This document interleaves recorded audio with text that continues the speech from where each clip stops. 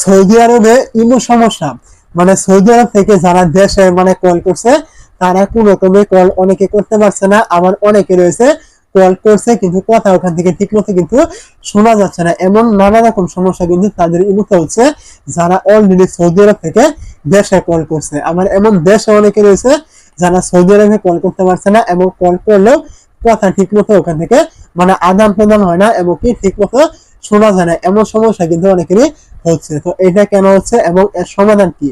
তো কেন হচ্ছে বলতে বোঝানো হয়েছে, বা এমনটা হতে পারে সৌদি আরবে যদি কোনো রকম রাজনৈতিক কোনো মানে দ্বন্দ্ব অথবা ইস্যু থেকে থাকে, তার কারণে কিন্তু সৌদিতে হয়তো ইমুটা সাময়িক সময়ের জন্য হয়তো ব্লক করে দেওয়া হয়েছে তাদের সার্ভারে, যার ফলে কিন্তু এরকম সমস্যা কিন্তু হচ্ছে। এখন আপনাদের এরকম সমস্যা হয়ে থাকলে কিভাবে সলভ করবেন বা এর সমাধান আপনি কিভাবে করবেন?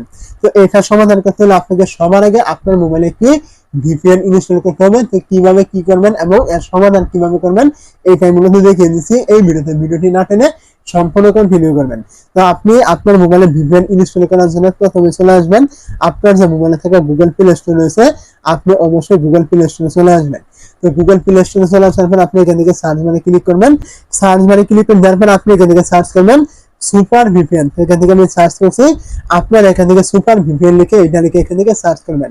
তো এটা লিখে এখান থেকে সার্চ করে দেওয়ার পরে এখান থেকে পাবেন আপনার অনেকগুলো অ্যাপ কিন্তু এখান থেকে ওপেন হয়ে যাবে। তার মধ্যে থেকে আপনি দেখতে পাচ্ছেন উপরে কিন্তু শো করছে সুপার ভিপিএন। আপনি এখানে ক্লিক করবেন, এই জায়গায় ক্লিক করে দেওয়ার পর অ্যাপ এখান থেকে আপনি ইনস্টলে ক্লিক করে ইনস্টল করে নেবেন।